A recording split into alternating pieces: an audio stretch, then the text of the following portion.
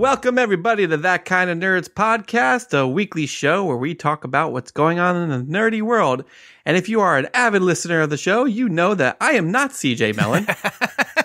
I am Brian Thornton. I am joined here by Joshua Burns and only Joshua Burns. It's a Burnstons episode. What up? CJ cannot join us. From what I understand, he's currently lost in a sea of Josh's farts. He's actually, it's not lost in a sea. I'm not a pig. What just goes around farting, but CJ does sit in a chair of farts. And here's what I mean. I said, hey guys, super excited. Just got a new chair. Gonna get rid of this old one. Right. I take a picture that I just put out my old, like my That Kind of Nerd chair that I've had for a few years.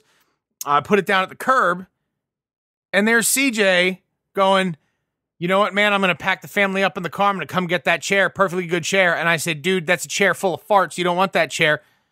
CJ said, I want that chair. It's nicer than what I got. CJ is so cheap that he will take dumpster chairs. Yes, that's what I heard. CJ sits in it, and this is not my, Christian says, CJ sits in daddy's old sweaty fart chair. Well done, Christian. Well, for today's episode, without CJ, I am obligated to tell you that we do have an intro to our podcast. If you'd like to learn a little bit more about us and what the show is about, you can go to intro.thatkindofnerd.com. You can listen to some of the stuff there, or you can do what I always like to do and pick an episode at random, Price is Right style, and just go ahead and listen to that. I'm going to recommend episode 111. I have no idea what's going on with 111. Go for it. $1. 111. You could also always help support us through our Patreon at patreon.com/thatkindofnerd with multiple tiers. We even have a special bonus episode you will get for a $10 donation or more. So go ahead and check that out. But since CJ's not here and we're just committing all sorts of structure, and we know, listeners, you guys know how much I love sports. I wanted to take this entire episode. Let's talk about sports. I hear they're fun. There is some balls or pucks in play sometimes. And I wanted to get Josh's thoughts of the world of sports right now because I'm told things are not going your way, sir. Well, it's just this evening. I'm split screen here. I have your lovely face on half of my desktop and the Yankees Red Sox. The happy side. Yeah, the happy side. The Yankees Red Sox game on the other half, and they are currently down 5-1. They did just put one up on the board, but I'm just like, all right, look, the Yankees and Red Sox have not met in the postseason since those fateful 4 days in October in 2004 that positively ruined my life, and I'm still not over it. I don't know any Yankees fan that is over it. Did he just hit it in it? No, he's safe. He didn't hit into a double play. He was very close. We scored another one. We have not seen them in 14 years. Brian, 14 fucking years. That is a long time. That is, in fact, almost half my lifespan. Brian, did you ever see Green Street Hooligans? Way back in my Blockbuster working days, yes. But you've seen it, right? I has, yes. Okay. We, the Yankees, when I say we, I am referencing myself as part of this professional baseball organization. We won the wild card just the other night, and the feeling and the vibe in Yankees empire, in Yankees universe right now is one of when West Ham United drew Millwall in that, okay. Right? And they were all standing up screaming, yes, like, bring it on. We haven't seen them in a decade. Yes. That's what's happening. Gotcha. Right. I need a win. I need a win. It's a long series. I don't necessarily need a win tonight, but I'm going to disclaimer everyone listening to this show. We're in the top of the sixth. I am watching this split screen. If I react favorably, unfavorably, at this point, you're choosing to continue listening. That's all I'm going to say to you. This episode of That Kind of Nerd is brought to you by Josh's random screams and chants during the episode. Hope you all enjoy it. If that is, they don't get edited out. But there's your sports rant, right, for the week. So like whatever else follows is Nerdy World. Let's do it. Man in it. CJ would be really upset if I didn't do that. So it's Doe a deer. Doe a deer. I do want to take a second to address the elephant in the room. That elephant being New York City Comic Con is happening this weekend, right now as we speak. I am not there because I am sad, and we will be talking about it in all its nitty gritty detail. We do have a couple stories that came out of New York City Comic Con that we're going to touch on today, but next week is going to be the week for that. That will be the week of our Venom spoiler cast. I have seen it. I will not share my views just yet. We're going to give you all time to go ahead and watch this movie and draw your own conclusions. And then next week, come on back. Brian will tell you what it's really about. I'm going to tell you the straight talk, Venom style. But we're going to do all that next week. So if you guys were thinking, oh, we're going to get some really cool comic book news, this is not going to be that episode. We're talking about next week's episode. But let's start off the show by talking about movies and the world of televisions, the big screens and the small screens in a segment that we call Screen to Stream. So, first on the docket, and I think this is absolutely hilarious. I got this via text message from my brother that then I sent to you, Josh, and you had the same exact reaction that I had. Damon Wayans announced that after this season of Lethal Weapon, he will no longer be playing Murtaugh. After the entire controversy that happened with Clayton Crawford, we lost Riggs, as we all know, at the beginning of this season. Now we're not going to have a Murtaugh. And did you listen to that podcast? Which podcast? The one that CJ sent. The Clayton Crawford interview? I did not listen to the. Okay, I listened to the whole thing, right? And to hear Clayton Crawford's side of it, it really what this sounds like to me, and confirmed sort of by the last season of filming and what I've seen so far, Damon Wayans refused to do any action. He refused to really move faster than a brisk stroll. Mm-hmm. And if you watched last season, I watched most of it. If you watched the first episode of this season, everything with him in action is a cut shot. You don't see him. You don't see him. You don't see him. It's just, it's obviously a stunt cock. You know what I mean? Sure. It's just there. Sure. So Damon Wayans chased Clayton Crawford off this series and then bailed on it because he didn't want to do it anyway, because it's clear, like he wanted it to be the Murtaugh show. Mm-hmm. And then they signed up this other guy who's got a troubled past. And by the way, they way oversold that shit in episode 1. It was not fantastic. Well, they're also going to introduce a female version of Riggs, a female Riggs this season as well. I read. Yeah. You can't have a... I know. But there can only be one. It is like Highlander. There can only be one. I agree. Does the Kurgan lop one of their heads off? Because that's a show I would watch. Like if a Kurgan lopped one of their heads off. Maybe that's how this season ends, because I don't see how this show continues anymore. Oh, God, I loved it so much. Clayton Crawford was perfect. They've killed it for me. I'm so angry about it. Yeah, I have not watched the end of season 2. I am not watching this season. Ever since I knew I was going to lose Riggs, I was just out. So I'm not upset about it either. I get it. I had the same, but it's still Lethal Weapon. So I still watched episode 1. If I get super bored one night, I'll watch the next one and the next one. Like it's just, but it's not going to be, I'm not tuning in. Right. It's not like something I'm actively searching on my DVR. Zero priority. Well, let's move on to some happier news. Josh, you like Disney, right? I love Disney. Would you like to have Disney on demand at your fingertips at all times? I might. That's exciting for you, because the good news is that we have a compilation of everything we know so far about the Disney streaming service. We've talked about a lot of this stuff, like kind of throughout random episodes as news kind of hit. But we're actively going closer and closer to the launch of this service. And really, what we've got together here is pretty much a lot of the stuff we already know, right? All the Disney movies are going to be on there. The Marvel movies are going to be on there. Star Wars is going to be on there. We know about... No. I read something about not the first 6 episodes of Star Wars because of copyright won't be on there. Yeah. That's the weird thing. Like, we'll have all the new ones. We'll have episodes 7, 8, and then eventually 9. Probably 9, right? And then probably like the Star Wars stories, like Solo, and Rogue One, right? Okay. There is some copyright issues with TNT. Yeah. About the first of the TNT and TBS reserve the copyrights for the original trilogy, episode 4, 5, and 6, apparently. And the prequels? I don't believe the and the prequels. There is reports that Disney is trying to buy those rights back. So who knows? We could get them by the time this service launches. What is the subscription fee for this this juggernaut? That is a great question. There isn't an exact price yet. That's one of the things we don't know.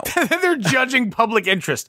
How much could we charge? How much would you pay for this? Because when they put Lady and the Tramp back in the vault for 3 years, and they do, they can wheel that shit out for like $25.99. Where like the average price of a DVD is $8 less than that. Right. But that's the shit they do. They do it all the time. And from what we understand, this is launching next year in 2019. This is going to be 10 plus per month. It's got to be. I'm surprised they haven't given a pricing yet, though. That's too much. Well, you pay what, 12, 14 for your Netflix? I don't know 12, I guess. I mean, I pay 13 or 14 bucks for my Netflix. That's to, have the 4 screens playing at once. And no, I have 3. Well, yeah, but there's either the 2-screen plan or the 4-screen plan. I have 2. Okay, so you're probably playing closer to 11 or 12. I'm paying 14. I only have 2 TVs, and there's not a whole lot. Like, the kids can't use Netflix on their iPads, and so it's only ever really me and Laura. I share mine with my entire family, who are all over the United States of America right now. Okay. That's not okay. So I pay the 14. What do you think? What is your guess? What would you pay for this service? Knowing what the content's on there. Plus, we're going to get the original Loki show and Scarlet Witch show on there. I know. My problem is, like, for Disney content, I'm going to buy all of that on iTunes. Okay. Like, generally. Okay. And I don't want to be dependent on their, like, just in case there are cycles of in and out on a streaming service. Like, not having all of that content at my fingertips, I would have a problem with, and my kids would have a bigger problem with. It's tough because I own so much of it. Like, so you'd pretty much be paying just for the original content at this point, whatever original Marvel, Star Wars content they come out with. Right. So, let's put this in. Let's just do the math, right? If it's $10 a month, okay, $120 a year. How many of these movies come out annually? Really? Per the Disney Vault guidelines, last time I wasn't like really deep into this, they re-release every... Not re-release. How many original movies between Star Wars, Marvel... So let's think about it this way. You've got at least 2 to 3 Marvel movies a year. Uh-huh. Let's just say 1 Star Wars movie a year. Maximum. Because it's every 2 years. Axed a couple of their plans. Yep. And let's say there's at least 1 Disney proper movie and 1 Pixar movie a year. So that's 6. Solid 6. I would say anywhere between 6 to 10 new original Disney content every year. We're talking about like having to buy 6 movies on iTunes at $19.99 a piece. That's $120. That's the same price as if I were paying $9.99 a month. Now, if that $9.99 a month guarantees me access to all of that all the time without being pulled off the shelf because they own it. Mm. Okay. And then adding to that Loki, Scarlet Witch, and whatever else they add, plus all of the legacy Disney stuff. I don't own, I own Sword in the Stone and things like that on iTunes, but I don't own all of that stuff. So, like, if it included all of that and I wouldn't have to buy the movies for $20 a pop, I would pay $9.99 a month. Okay. Yeah, I think that's about the right price, I'm also thinking, and this is not anything that's in the article, which is included in the show notes. I'm thinking they're also you got to remember there's also like old Mickey Mouse and Disney shorts, like the Merry Melody stuff.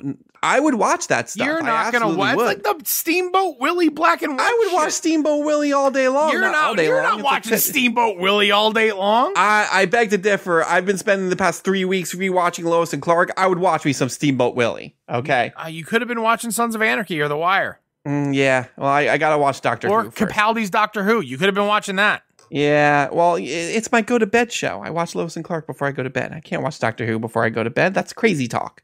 honestly, we still don't know a ton about it. And we're closing up on the end of 2018. So I got to expect some big news coming out for this. But let's move on to a new trailer that we got this week. We've talked about this many episodes ago about Taron Egerton playing Elton John in the new Rocket Man. Sir Elton John, my friend. Sir Elton John in the new Rocket Man movie. We got a teaser trailer this week. I was excited. This looks good, and surprisingly, Taron Egerton's singing the songs. Oh yeah, he's absolutely singing them. He looks the part, which is crazy. Who, like, when you think about like actors, foreign actors, not American, right? Foreign actors, right? Maybe guys that aren't like big hulking guys. They're surprisingly shifty, good action guys. There's shit ones, like guys that can sing and do different stuff. There's shit ones like Hugh Jackman. And then there's Taron Egerton, who is amazing in every way. I feel like your unfounded hate for Hugh Jackman is just too much. Anyway, Taron Egerton does look amazing. I'm very much looking forward to this movie. It looks like it's a biopic, however you want to say it. Biopic is the right way. I say biopic, but I get made fun of.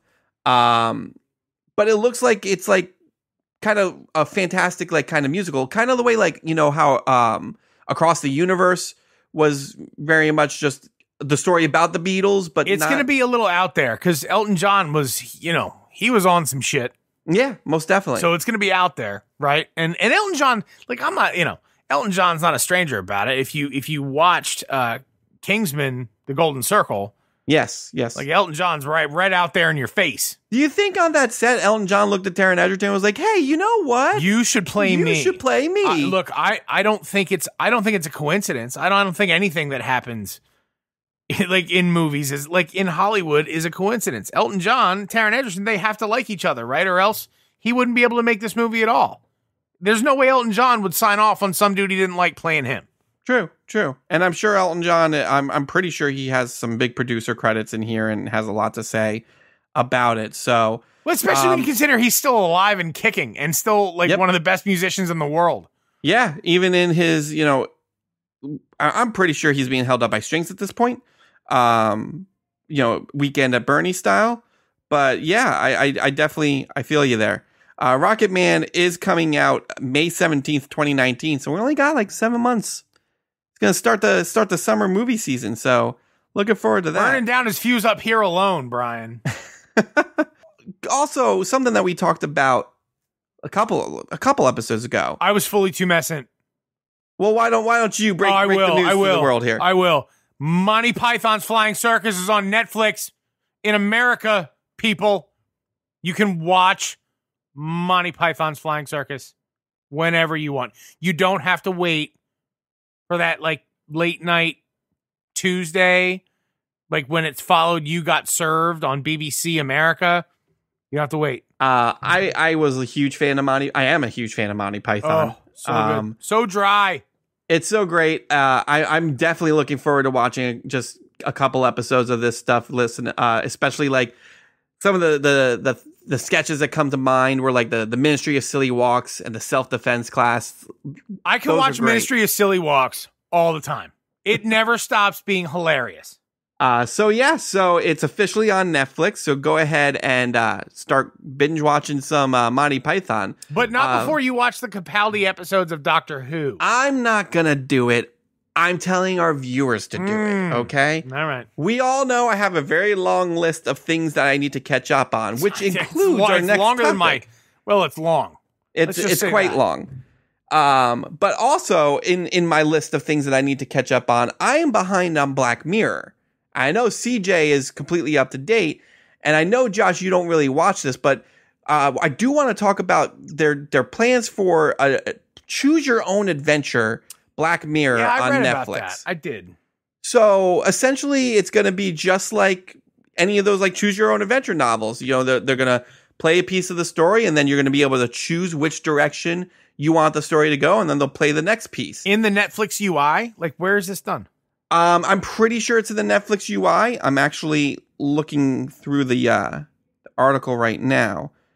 but it's being tested right now, and I don't think there's any plans. Instead of saying, "Are you still watching?" it's going to say, "Which one of these options do you want?" And they'll create, I don't know, up to what, 2, 3, 4? How many are they going to give you?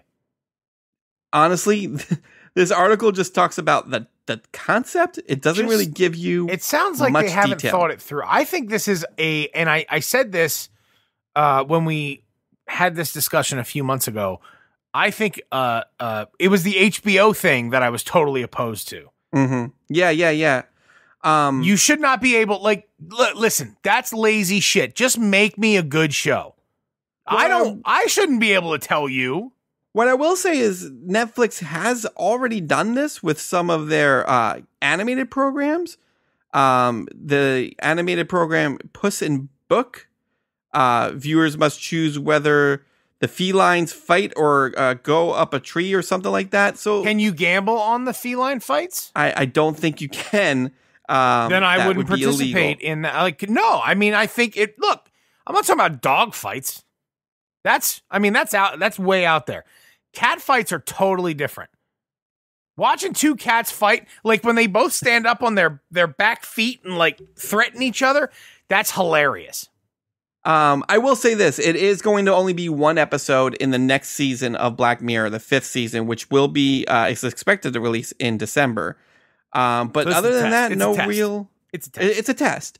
No real details on how many different storylines they're going to give you, Josh, or how many different options you get.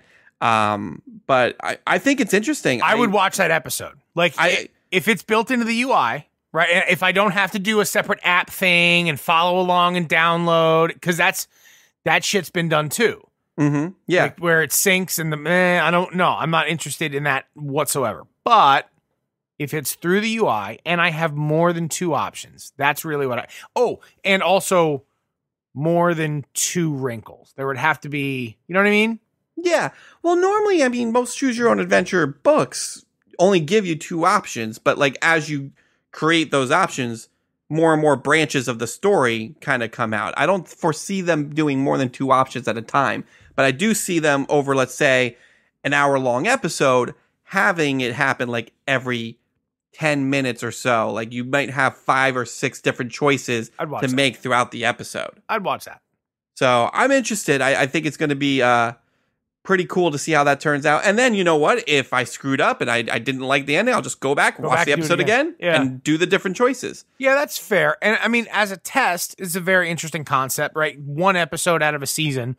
But did we get enough participation and enough new viewers to justify doing this for a whole year? And in that case, that's groundbreaking, isn't it? I mean, it's the first time I've ever seen it on this scale. It is a ridiculous scale. You're absolutely right. It's just saying something like this will be available in a Netflix original that is a popular show. Mm-hmm. That's a big deal. That's a huge deal.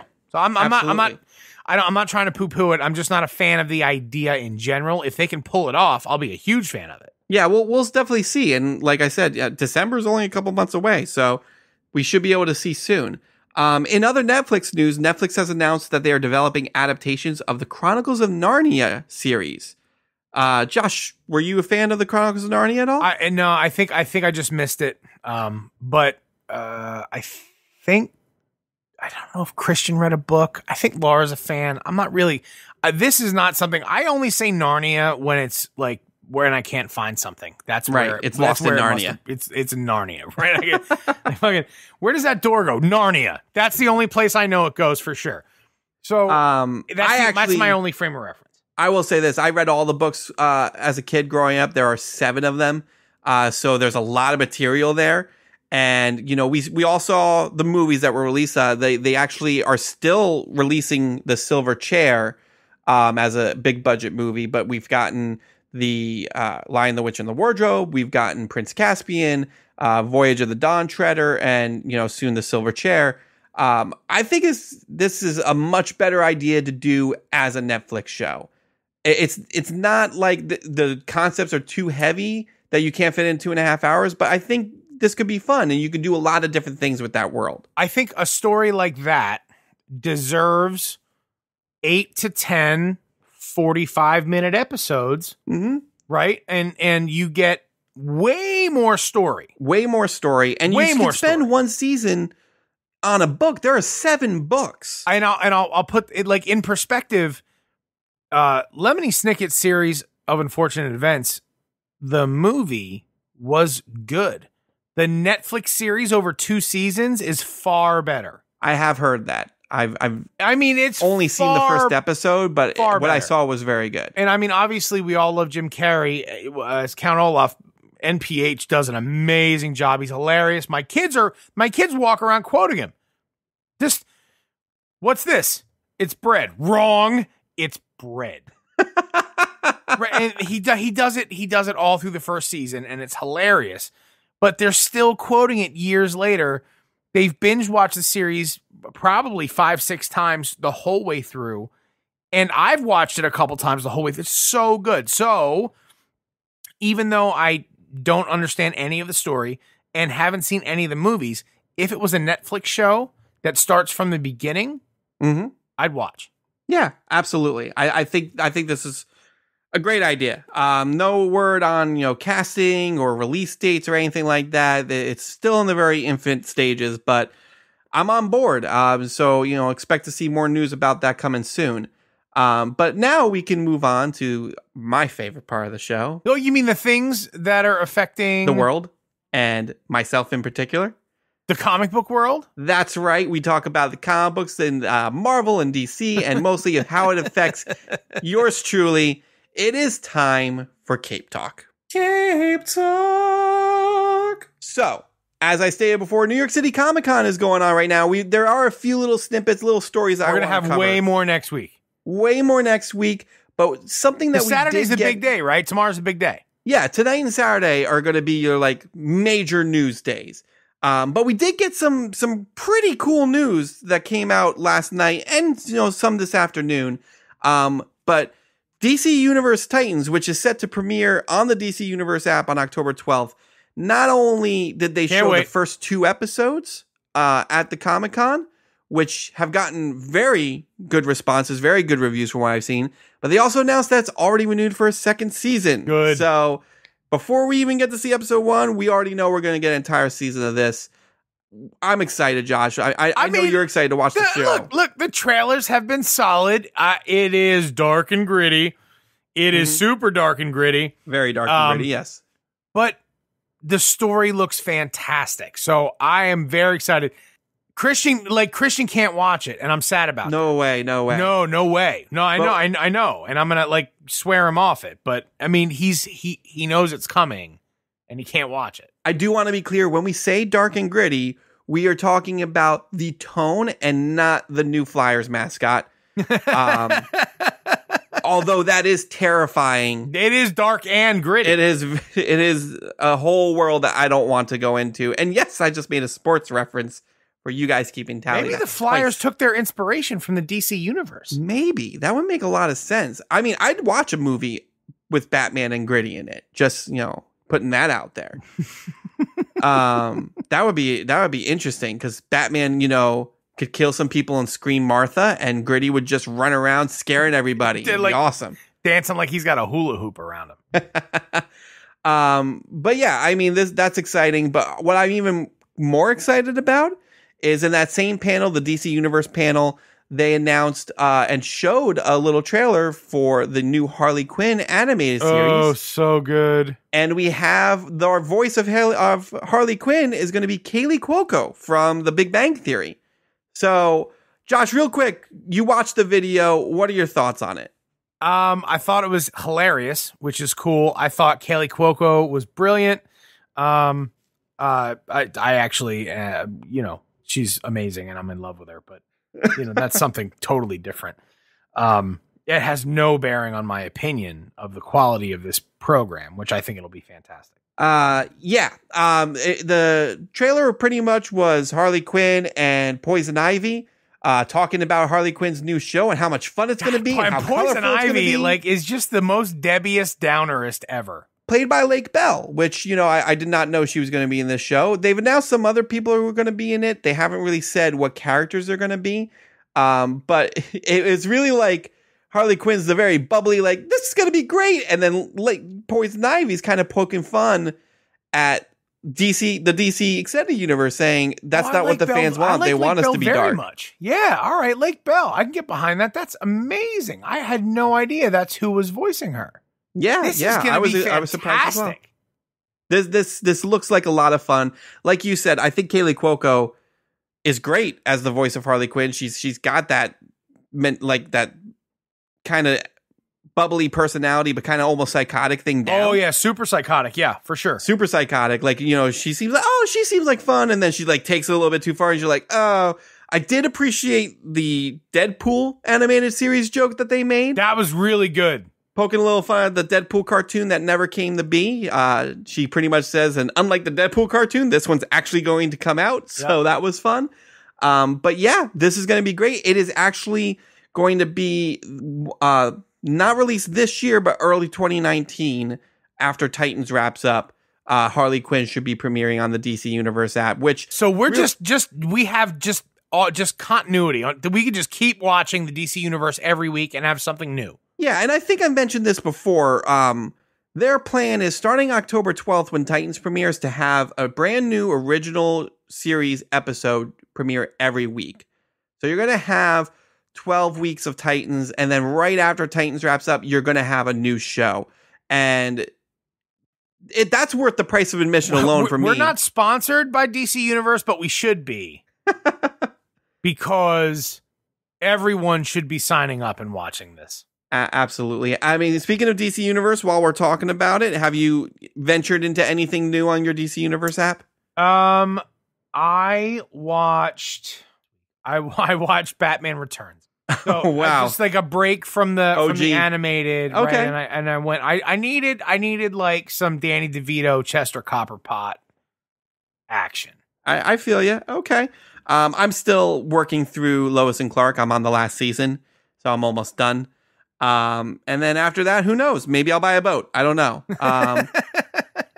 I don't know what the next thing on the docket for my DC Universe streaming is, but I definitely am looking forward to Titans, which comes out on the 12th. So probably by then I'll be done with Lois and Clark, and we'll start watching the new Titans show. Yay! So I do want to mention this for a brief second. I don't care what CJ says. I will talk about what I want because I'm hosting this show today. So fuck off, CJ. We did get a new trailer for Aquaman today. I don't want to go too far into it because I know CJ wants to talk about it. Okay. It was a 5.5 minute trailer. Josh, just real quick impressions. What did you think? Oh, I gotta tell you, I saw it and I went, I don't want to watch it. And you didn't watch it? And then I just didn't watch it because I figured it's better than being angry about it. I will say this. It's better than the first trailer. My main concern is that if you need 5.5 hours to sell me or 5.5 minutes to sell me your movie, I don't have a lot of faith in your movie. The problem is you're showing me a chunk of your movie. Yep, essentially that's not a trailer. And if it is a trailer, then you're showing me too much of the pivotal moments of the movie in 5-second increments or whatever. Whatever it is. Mm-hmm. I'm gonna watch. Obviously, I'll go see Aquaman. That's for sure. But I'm not interested in any trailers. At this point, I've set the bar so low that they could do the worm over it pretty easily. And like, they wouldn't need to be particularly, like acrobatic about it. They just get over the bar pretty easily. It's like a credit card on the floor is my bar. Yeah. I gotta say, I want to be excited for the movie in general, but I'm not getting any sort of warm, fuzzy feelings about it.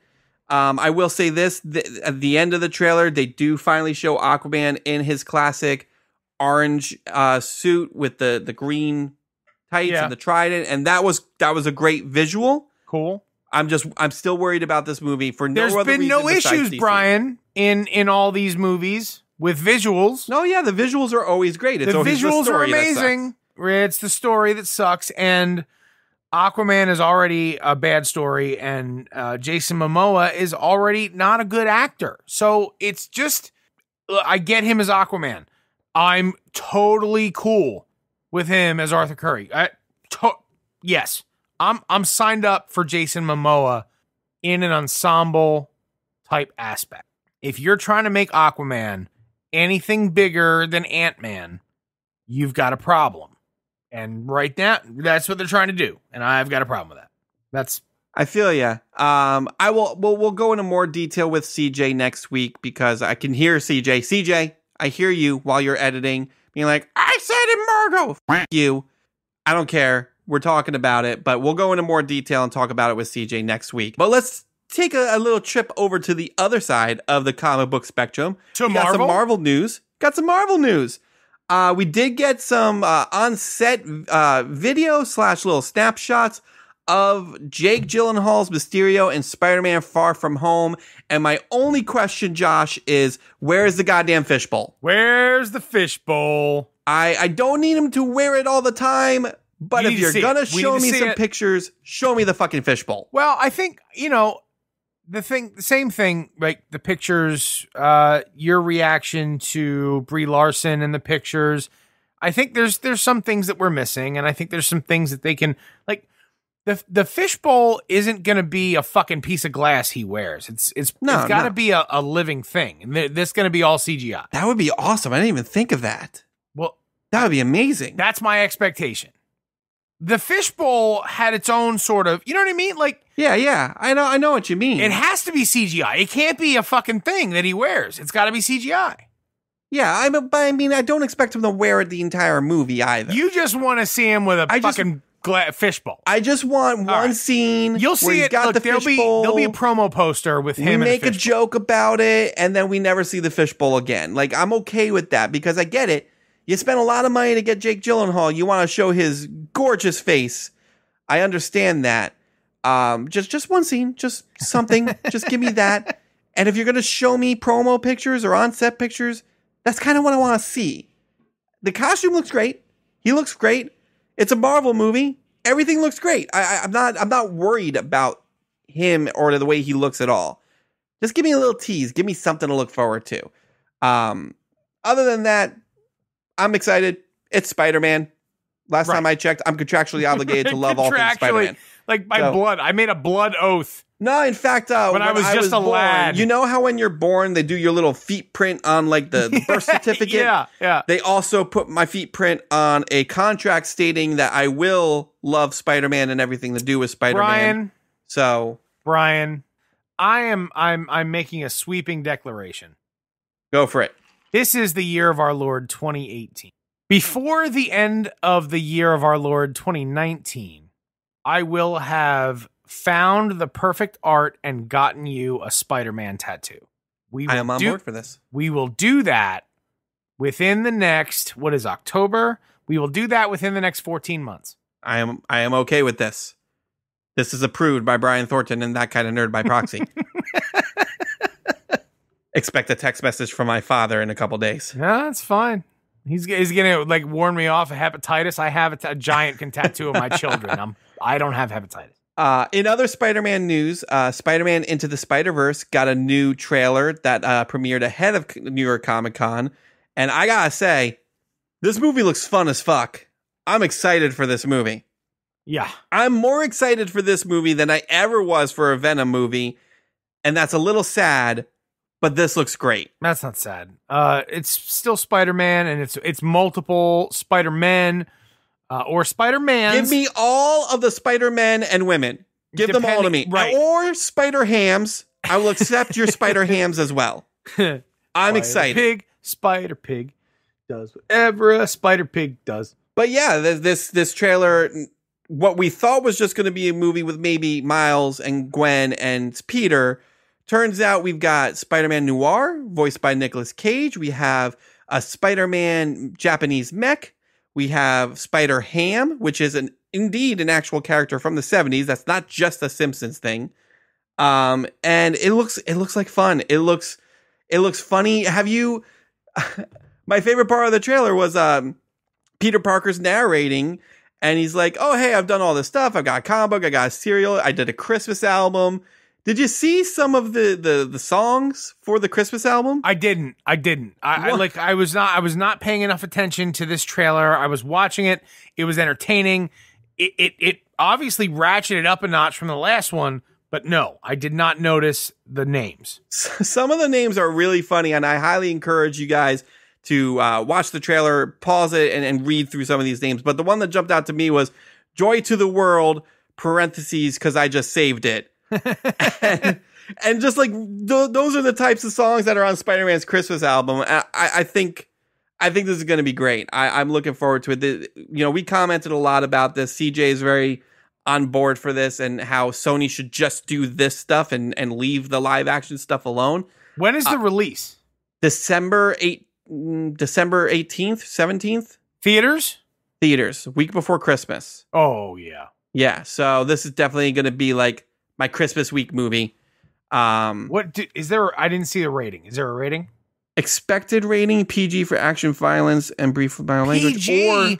That's amazing. This is saying either PG or PG-13. They haven't officially released the rating That's yet. crazy. If it's mild enough to be considered for PG, that's fantastic. Mm-hmm. Agreed. I like not. I don't mean like for me. If it was PG-13, Christian's watching it either way. That's fine. Yeah, I mean, the kid's gonna be 11. He's all right. But for everyone else, right? A PG, even a PG like edging type rating means parents will be willing to let their kids see it. That's very cool. Yeah, I'm totally on board. Either way, I think it's going to be a lot of fun. I did get to see, I will not tell you how, but I did get to see a brief scene of the movie as well. And I can confirm it seems like a lot of fun. It seems like it's going to be enjoyable. So that's coming out this year. So not too much longer to wait. But meanwhile, in another Spider-Man universe, the Sony Spider-Man universe, Venom came out this weekend. As I mentioned, I saw it.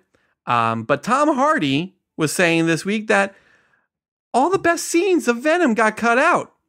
Now, I will try to talk about this story without giving you my feelings of the movie, but I will also say this. A couple days later, he did take it back and was like, oh, that's not what I meant. It was taken out of context. I tend to believe that's what he meant. Yeah. He said what he meant, and then they said, well, you have to walk it back. And he was like, oh, okay, but I said what I meant, but I'll walk it back. Yeah, that's most definitely, this is most definitely the studio strong-arming him and saying, dude, this movie is about to get released in like 2 days. Why would you say that? You got to take it back.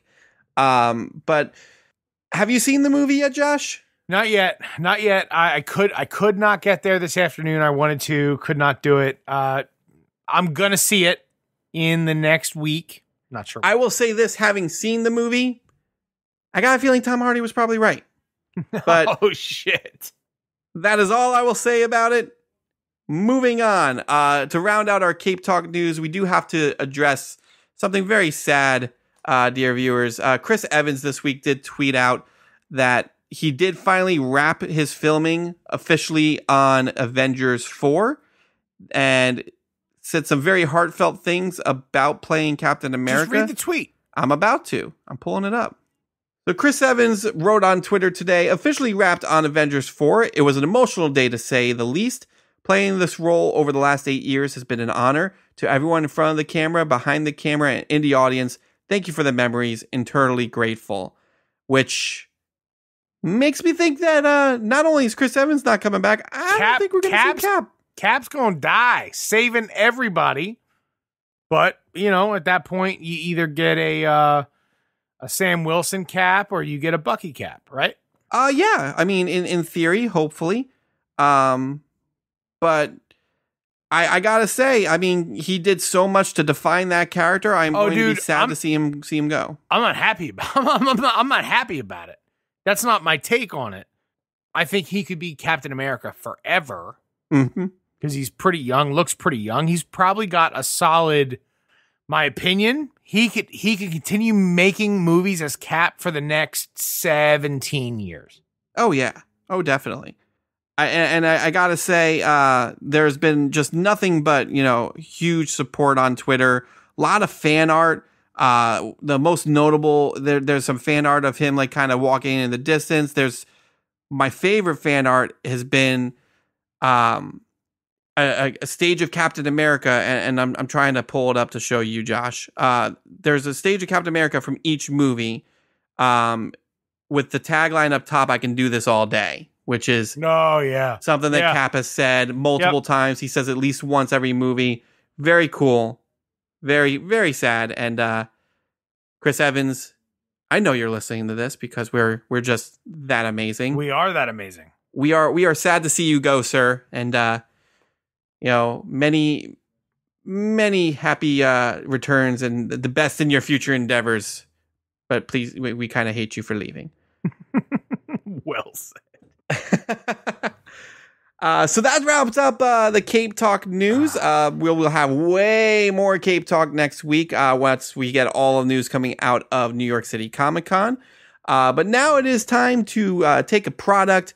CJ likes to say we do other things, but it's most of the time a product. And we look it over, we test it out, and we give it the third degree, which we call the nerd degree. So, Josh, you found this article that headlines, "The Pix lets you put electronic images on your smart backpack." Yep. What is this? Talk me through this. All right. So you've got a need to carry things. I do, yes. I carry things a lot, and most of the time in my pockets. People carry things all the time, right? Maybe you carry clothing, or maybe you carry a laptop or other things, but you have different ways you could wear those. One of those ways is a backpack. Indeed. What I found interesting about this article is that this backpack allows you, it's got a digital display, and you can program pictures or words or things onto its digital display. I thought that was interesting. Is that it? I just customized my backpack, essentially. Well, yeah. I mean, but instead of, being like, super cool and having all the possible little like badges and patches and things that you that you could put on there. Now, you see, Josh, I see you have the minimum amount of flair. You have 13 pieces of flair. Right. But, CJ, I know, he tends to have 32 or more pieces of flair. Do you want me to wear more flair? I'm not saying that. I'm just saying that, be more like CJ. He seems really bought into the flair idea. When they told me that they said that it was 13 pieces of flair, and I'm wearing 13 pieces of flair. I understand. I'm just saying that you might not be bought into the idea of the flair. But maybe if you were to get a backpack like this, would that constitute more than 13 pieces of flair? Could I design my own picture? Because what I think I would do is figure out how to digitally draw either, and I have two choices here, the way I think I display my attitude for those behind me while I'm wearing a backpack, is either... I think it's not really two. It's kind of 1A, 1B. And one is I would just have to figure out the mechanics of drawing a middle finger. And if I couldn't figure that out, it would just be the classic sort of cock and balls. Yes. Drawn on many book covers all over America. Super classic on a backpack as you walk behind me. That actually brings me to my main concern with this, is that this is just fodder to put extremely lewd or profane images on your back. Look, the girl that when I went up to her and was like, "Hey, kind of like you. You want to dance?" She's like, "No." Now, for the next week, my backpack says, "Fuck you, Jenny." All week. I mean, that's I feel like Jenny deserves that at that point. But on our normal scale that we give every single nerd degree, Josh, where do you put this smart backpack? Oh, it's real simple.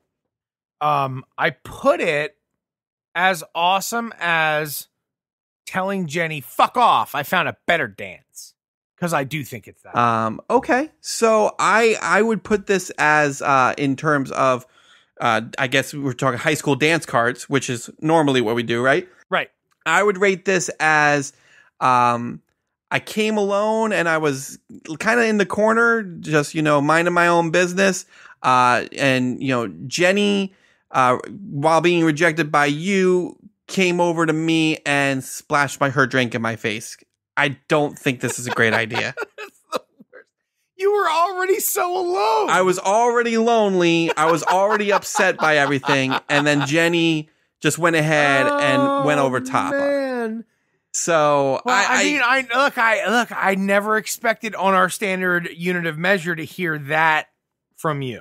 I know it's probably the worst I've given on the scale that we always use. You really hate this backpack. I just don't think there's a need for it, and I foresee there's no need for it. I just think it's awesome. There's just a lot of trips to the principal's office that I see going down, or if you're that's actually my favorite part. Or right? like is by the time I get to the principal's office, I will have reprogrammed. Like when I get to the principal's office, it will thank Professor Snape for keeping his abnormally large nose out of the business of the Marauders map. Like that's what I'm talking about. Like it's like I can just reprogram it while I'm being escorted violently, by this overzealous substitute to the principal's office. I'm changing it in my app, and it's going to thank him for keeping his abnormally large nose out of my Marauders map. I win all around. This is true. That unfortunately does not change my feeling about it. But Brian, I wish we were in class together. I could have just brought you along. That would have been fun. Yeah, it would only like 7 years too late. So a new segment that we have been going over starting last week is our question of the week, and we actually got a lot of responses to this question of the week. I was overjoyed to see such very smart, thoughtful responses, and some not so much. But CJ posted on our social medias, what fictional villain or monster scared you as a kid? So I wanted to read a couple of different comments that we've gotten. First and foremost, executive producer Brian Roman always weighs in, as he usually does. He said, the bees from My Girl. They were terrifying. Of course, they're bees. Of course, they're terrifying. Another Patreon subscriber, Andrew Capilla, which I'm sensing a theme going on here, because his answer is, the villain that scared me the most was Freddy Krueger. At a very early age, my older brother made me watch Nightmare on Elm Street, and for many years, I was afraid of boiler rooms. I gotta tell you, Andrew, I was afraid of boiler rooms without Nightmare on Elm Street, so I mean, I can only imagine the amount of fear that comes out of actually seeing it as an early child. We had Mad Dog Pavement say Vigo the Carpathian from Ghostbusters 2. Absolutely terrifying. Vigo was scary as shit. That's really? A good call out, Mad Dog Pavement. Mad Dog. I say Vigo was scary, but his little henchman dude was definitely comical. Come on, he was comical. That's what I'm saying. It kind of took the bite away from Vigo for me as a kid. Not away from Vigo, no. Vigo the Carpathian. It did for me. I'm sorry. I'm saying how I feel. Let me feel my feels, Josh. You can feel your feels. That's actually a really good call out. That's good. And then we also said Sayward Croshaw. I wasn't scared of any iconic movie villains. Well, la-di-da. It was some of the Are You Afraid of the Dark episodes. A vampire family and some creepy gray parallel universe people were the worst. That's fantastic. I gotta say, reading these responses makes me afraid all over again. I do want to say, Ergo Globe on Instagram, which I'm pretty sure is a guy, Bilal, I went to high school with, said, that T-Rex from the first Jurassic Park, scariest shit ever when he ate the guy who was taking a dump. The T-Rex isn't the villain in Jurassic Park. And I know he already called me out about this. The T-Rex is the instrument with which villainy happens. Newman is the villain of Jurassic Park. You're going to have an issue with my answer. We're going to get to it. Oh, we're going to wait. Yeah, we're going to wait. We got a couple more. But based on that comment, you're going to have an issue with my answer. Ginny Lawler. Remember the villain from Little Monsters? That's Stuff of Nightmares. I haven't seen Little Monsters in forever, so I don't remember the villain. Do you? What is Little Monsters? It's that one with, is it Freddie Savage? It's one of the Savages, and Howie Mandel is like this blue. I don't remember. I will take your word for it. Ginny Lawler. Len Mozico, Anthony Perkins in Psycho. I was 14 and didn't pull the shower curtain all the way for a while. Yeah. Yeah, most definitely. And then the lovely Laura Burns said David Bowie in Labyrinth, which I would comment, David Bowie in general. Pretty scary. Labyrinth is a scary ass movie when you're a kid. And then you watch it again when you're 35 and you're like, why is his peep poking out of those spandex like that? Oh, those spandex are so tight. Oh, I mean, it's just, I can see the whole tip. And I was a child watching this. So what sort of subliminal shit was, I don't even know. But it not scary, just creepy, just weird. So I thought about this. Right, because I'm on record. I was not censored as a child. My parents just let me watch whatever the fuck. And obviously the Nightmare on Elm Street stuff and the Friday the 13th and the Michael Myers, the scary. That is not the. And the question of the week was fictional villain or monster. Correct. Okay, so for me, it's Satan, the Exorcist. Was the scariest thing I've ever seen in my entire... I'm still thoroughly frightened by it, but let me illustrate. As a 5-year-old seeing this movie, Satan being the villain, obviously, possessing this little girl, or some sort of demon of Satan, went to my bedroom, and I had one of those beds that had like the headboard above that could store like books and stuff, so it was like this big bulky thing, right?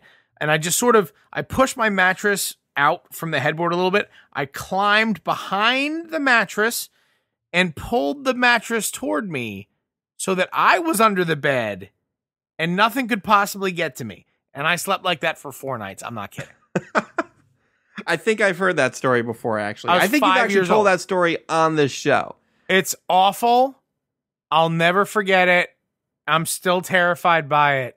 I don't have an issue with that answer, though. I'm never okay, because I thought you were going to give me that wasn't the villain, it was something else. No. The demon, I don't know if it was necessarily Satan, but whatever demon possesses that girl is absolutely all right, fair enough. Villain or the monster of that movie. And I'm still terrified. I may have pissed myself just now. I will say, when I read this question, the first thing that popped into my brain was the Fluke Band from the X-Files. I remember seeing that as a kid and being so scared of plumbing in general. I don't remember, I remember having a difficult time going to use the bathroom again after that episode. That was some scary shit. Are you Googling the Fluke Man now? No. That was like it was like a sewer worm guy, right? Yeah. He had he didn't have a face and like just the circle with just teeth. It was right. So he looked like yeah. I remember. It's not fun. That episode premiered. I was like 6 or 7. Like I was real young, and I saw it, and I was just scared to death. Yeah, that's horrifying. You should not have been watching that. I actually was not supposed to be watching it. I just came into the room at the wrong time, if I recall correctly. No, that's the stuff of nightmare. Yeah. So anyway, that is our show. I mean, before we wrap up, Josh, do you have anything to add about the Yankees game going on right now? We're 5-3. It's 5-3. A little bit of a coming back here, but we're bottom 7. There's not a ton of life left. I do want to add that on Monday, after all of you have listened to this episode, my hetero life mate, Patrick Triccolo, and I will be at Game 3 in the Bronx at Yankee Stadium, just yelling our hearts out and cheering for the Bombers, the baby Bombers, to bring this one home. Sports! That is our show for this week, everybody. CJ should be back next week, so I am sorry if you were thrown off by my illustrious voice doing most of the talking. But don't worry, we'll be back to status quo next week. Thank you for making us your walk around the neighborhood, your drive to work. And absolutely, please help us out. Share the show with your friends because, as CJ likes to say, sharing is the ultimate internet currency. And we thank you for your donation. Don't forget to check us out on patreon.com/thatkindofnerd. And we will see you all next week. JSK. If you love comics and sci-fi and technology, television, video games, and fantasy, well, take a listen to our show. I'm sure you'll see there's many points where we can agree. Like that Martha as the plot point was just too absurd, and Apple versus Android is a case to be heard, and that Josh Strange to Fantastic Four was a turd. Well, welcome to the club, because you are that kind of nerd. CJ's gonna cut this out while I'm looking into this. Hey everybody, it's CJ. I know, we said we'd be back next week, but I was editing the show, and it was so good that I had no extra leftover Steiner material. So the following Steiner material is from previous episodes that just had too much Steiner, which I think proves the point that Josh and Brian are way better at this when I'm not there. So I'll see you all next week. Well, welcome to Canada, eh? Half a bag of milk. All right. Is that how they greet you in Canada? I've never been. They hand you a bag of milk. Go, hey, eh? Here is a donut and bag of milk at the border. From a mounted horse guy. By the way, also here is a loony. A loony is what we call a doll hair. Ridiculous. Also, here's the Grassy seasons 1 through 4. You should watch. Very good. I am a different person now. I don't know why. And your healthcare card. Right. There you go. You don't know us. We pay you. You feel better.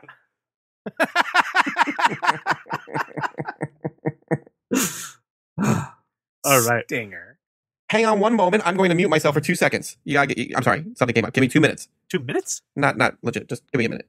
The measure is changing. Yeah. Usually I memeasure time and how long it takes to pee. Right. Which so it's like 20 seconds. So it's like, wait. How long? I mean, until you come pick me up. And I'm like, 7 Ps. Okay, wait. So let me get this straight. Weight is measured in harmonicas, and time is measured in urination. Yes. So how long? So let's play this out. How long until you pick me up? That's probably going to be like 13 Ps. Ugh. I hope you could be quicker because I got this heavy backpack on me. It weighs at least 6,000 harmonicas. 6,000 harmonicas. It's like There's no way you're carrying a bag that heavy. No, I got like a dolly. Like I need your help.